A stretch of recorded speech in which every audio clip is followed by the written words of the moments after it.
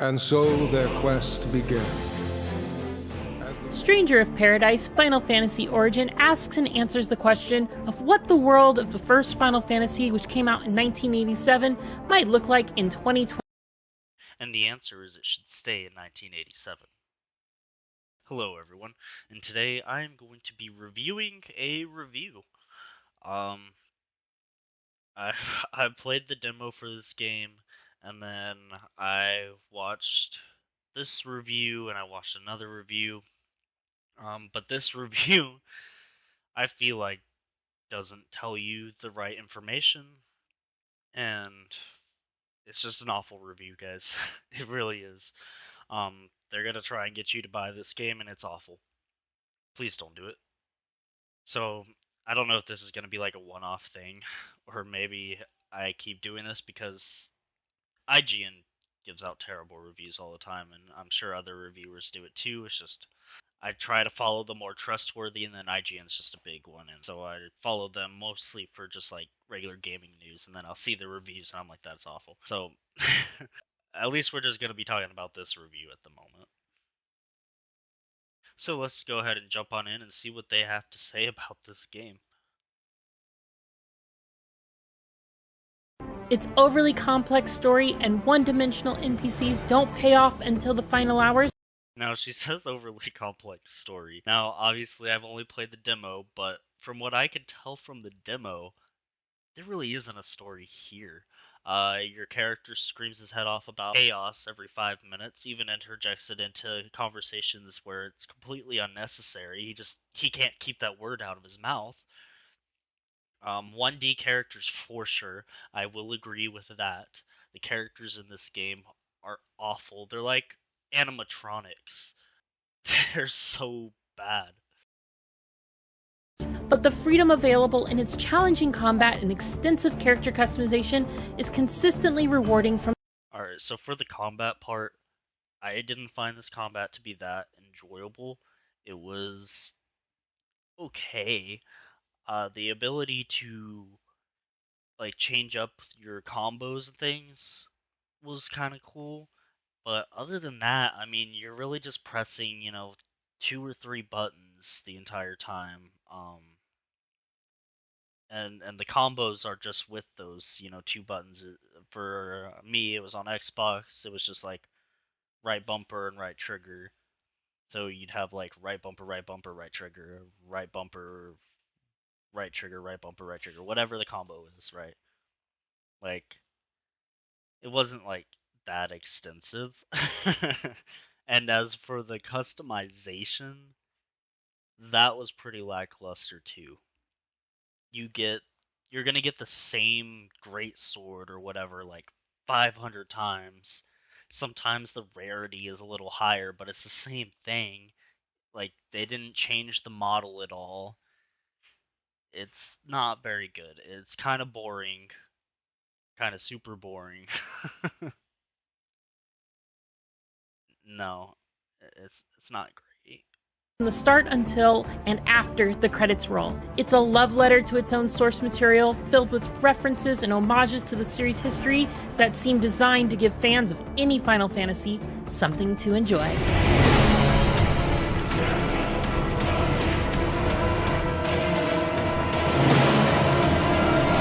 Similar to other stories that revolve around a grand mystery, Stranger of Paradise's plot had me theorizing and scratching my head until the very final moments when all is revealed in a. It had you scratching your head not because the story was so complex and there was this mystery. It had you scratching your head because the story's bad. Like, it's just bad. That's why you're scratching your head. It doesn't make any sense. Like, not once was I like, oh man, what's the mystery? I gotta get to the bottom of this. I just wanted this guy to shut up about chaos. And I was just confused because I felt like I was missing cutscenes. Like, it was one of the worst stories I've probably ever played, to be honest. very satisfying way. However, Stranger of Paradise misses the mark on its cast and instead solely relies on its solid action gameplay, only offering vague clues of what's going on. And your party of 5 run-of-the-mill characters aren't close to memorable enough. So I know I've already talked about the characters a little bit. They are extremely bland, and they don't emote with their face. That's why I was kind of saying they're like animatronics. Whenever you watch my cutscenes, they don't emote. It's like the bottom jaw just moves up and down. And you don't care what they're saying. They just talk and you're like, shut up. And I mean, if you have characters like that, how can the story be any good? Like, you're supposed to want to follow these characters and they're supposed to give you this story. And if they're so bland and boring and non-memorable and you don't care about them, then the story's going to be bad because you don't care about their journey. Right? And the way that they tell their journey and handle their journey is so poorly done. And another little gripe that I have is like, the whole story is like, oh yeah, these 4 people with crystals are supposed to be the ones that defeat chaos and save everyone. Why is it a 3-player only game if there's supposed to be 4? Like, you'll go in with a party of 3 and your 4th guy will be talking to you as if he's there off screen. Like, what? To have their names mentioned in the same breath as Final Fantasy greats like Cloud and Yuna. And yet, while the early hours of the story did a poor job of keeping me engaged, especially as our main character Jack and his starting companions Ash and Jed all revealed varying levels of amnesia and constant deja vu, it turned out to be an effective build-up. The tail end did the exact opposite by answering all the questions I had. Look, if your game and story are bad until hour 30, and then it gets better, then your story and game are bad. If I have to go 30 hours into it for it to start to get good, that's way too freaking long. You're supposed to hook people at the beginning. Like, have y'all not taken, like, elementary school reading and writing where they're like, yeah, you want to hook people at the beginning? Come on, guys. I see this excuse on so many games. Oh, it gets better at hour 90. Like, I don't want to sit there bored out of my mind for 90 hours for it to get better. I don't have that kind of time. However, the easy-to-miss collectibles that helped connect the dots between the storylines assisted my understanding of the ending, and its big reveals might not have resonated as strongly for me. Now, she says easy to miss collectibles, alright? I don't know anything about that, but here's what I'm going to tell you, is that I'm pretty sure they don't bring that up in this review. The level design of this game is awful. Not only do the levels look bad and boring, they're all corridors. It's just corridor after corridor, so if you're missing collectibles, then you're an idiot. There's literally no exploration. You can't jump, so you can't go out and explore anything. It's just one corridor feeds into another corridor that feeds into another corridor. And you walk in one corridor, there will be 5 enemies, you kill them. And then you move on to the next corridor where there's 5 enemies, and you kill them. That's the entire game. It's so freaking boring. There is no exploration at all. So to be missing collectibles, I mean, you just gotta be bad. I don't know, man. If I hadn't had their important context. While this isn't a direct remake of the original Final Fantasy, it thoroughly reimagines many of its locations, like the city of Cornelia, where the first adventure began, and places like the Chaos Shrine and the Cavern of Earth dungeon have had new life breathed into them by Koei Tecmo's Team Ninja. There are inspirations from other Final Fantasy games too, including plenty of great ones I won't spoil for you. It's equal part a treat and a puzzle for fans to discover which game inspired them, and in the background, there are new music arrangements from other Final Fantasy games that are sure to catch the ears of longtime fans. Graphically though, even on the PS5's HDR quality mode, Stranger of Paradise looks average most of the time. Now, I can't speak on next gen, but last gen, let me tell you, this game is freaking ugly. This game looks awful. The textures are super muddy and uninteresting. Like I said, the the levels are usually pretty bland. It doesn't look very good at all graphically. This is a very ugly game. And Final Fantasy is kind of known for being good looking. So for this game to look as ugly as it does, God. And yeah, she puts it very lightly. I mean, maybe it does look a little bit better on PS5, but God, not the version I played. The version I played looked terrible. So I made the switch to performance mode and never looked back. The jump up to 60 frames per second makes dodging and parrying much easier for my playstyle, and I was able to more reliably cancel out of my abilities by swapping jobs to extend my combos even further. All I care about is seeing Chaos dead. Stranger of Paradise offers 5 difficulty modes, and the temptation of higher level item drops led me to play on hard on my first run. It took me just under 30 hours to roll credits, and that included undertaking a good number of side missions, unlocking job roles for allies, replaying missions in co-op. So I want to talk about the jobs a little bit right here. So you start with a list of jobs that you have access to, and then they have skill trees, and you can go down the skill trees and unlock more jobs. Or you can open up a box, get a weapon, and then you just get the job, so you don't have to waste skill points trying to get to a job at the bottom of a skill tree. It makes the skill tree for the jobs completely pointless. I don't know why they did this. It was so dumb. Doing tons of inventory management, constantly upgrading loadouts, and no small amount of dying. Your mission isn't over. Your mission isn't. Can't be. Especially when I was testing different builds and multi-class combinations in boss fights. At this setting, just about every enemy posed a threat to my survival, from the lowly roundworm that turns into a wheel of purple flames to the ever-deadly tonberries and their lethal chef's knives. There's even times where my own carelessness allowed a group of bats or skeletons to overwhelm me. It's dangerous out there. Despite a lot of obvious Souls influence in its combat style, Stranger of Paradise To say that this game is anything like a Souls game is kind of disgusting, to be honest. This game is not really like a Souls game at all. I mean, I've been going through Elden Ring, and then I hopped on the demo for this, and it did not feel similar in any way. You can rest at cubes that are actually spheres. So I'm not sure why they're called cubes. I mean, I think they start out as a cube and then they explode into a sphere whenever you get close. But anyways, they're called cubes, and you go to those and you equip gear and whatnot, and then the enemies will respawn, which is completely pointless. That whenever we played it through the game, that had no impact on us at all.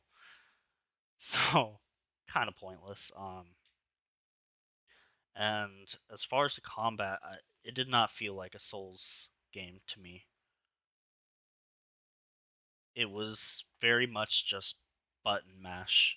Like, that's what you do on this game. You just spam the crap out of the button. That's not how Dark Souls is played. Or Souls-like games, you know? You don't just spam the attack button. There's no stamina to manage here. You just, in my case, you spam right bumper, and every once in a while you throw right trigger in there. That's the combat. Ooh, that's not Souls-like. Y'all need to figure out what a Souls game is like. I feel like this person's never played that. They just throw that in there to try and sell it to people, because that's what these publications do. You know, everything's like Dark Souls. Everything's like Breath of the Wild. They're terrible with comparisons. They don't know what games are like what. It's like they've never played any before. They just assume. They're like, Breath of the Wild has grass. If your game has grass, then it's like Breath of the Wild. Paradise is actually pretty forgiving when it comes to death. You keep all of your experience, materials, armor, weapons, and even additional potions you might have found. And the PS5's speedy load times put you back in the action almost immediately. Death isn't without consequences, though. You suffer a temporary decrease to your maximum MP, which you need for nearly every combat ability. Spells like Firaga, command abilities like Lightbringer, and even class-based combo abilities like a Dragoon's Jump all require MP to function, so there's an urgent need to recover all 6 sections as soon as possible. Thankfully, MP can be recovered in a few ways, including depleting an enemy's break gauge to stun them and finishing them off with a Soul Burst. Check out some of these great finishing move animations.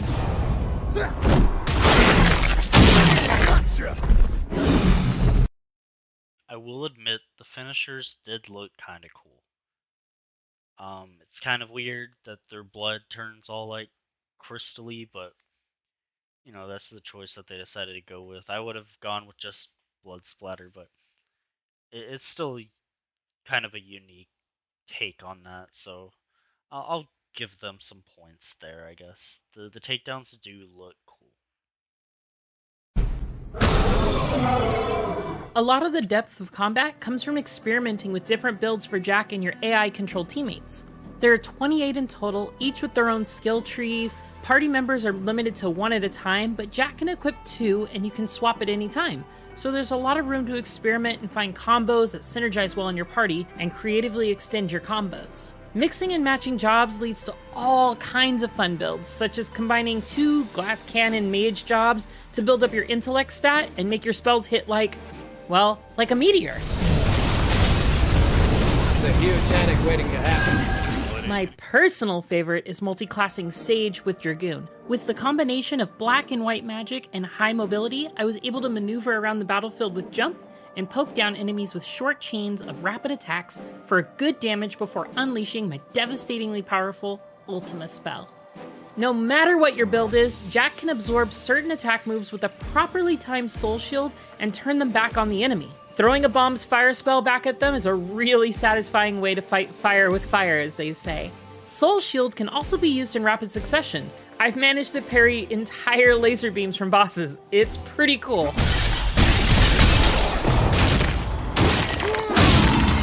Combat and customization are strong, but Stranger of Paradise's inventory management system is on the weaker side of things. This game showers you with loot and lets you know what rewards you can earn in a mission from the jump, which makes loot hunting very efficient. But the problem is that equipment menu doesn't have any filter options, and when you have 500 pieces Like the rest of this video, they very much curated it so that way you don't see that you're going to be getting 500 pairs of the same looking boots or whatever, weapons, armor, stuff like that.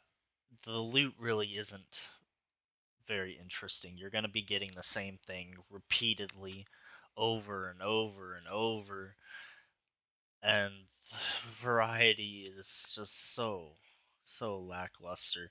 You think about Borderlands and its loot, you know, like every gun, even if it's a common gun, they all feel and seem unique. And this game, everything feels the same.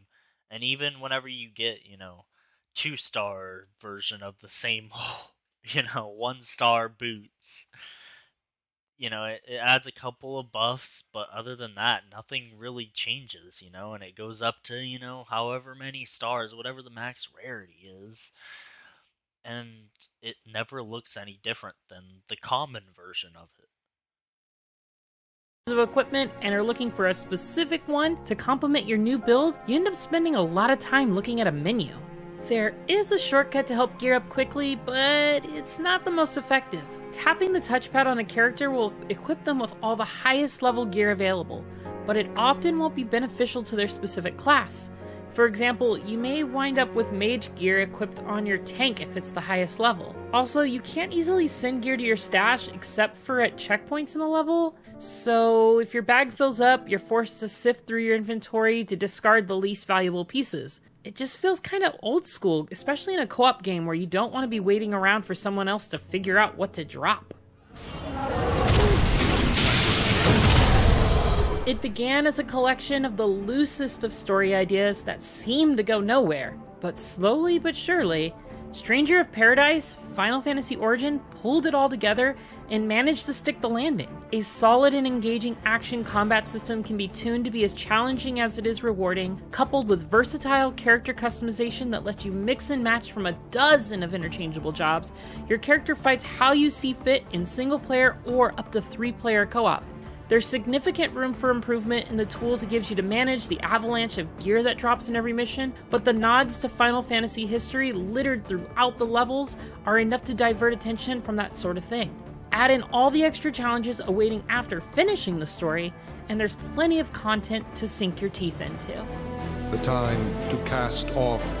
So I think an 8 is way too high of a score to give this game. I personally would give it a maximum of 4, and I think that's being extremely generous.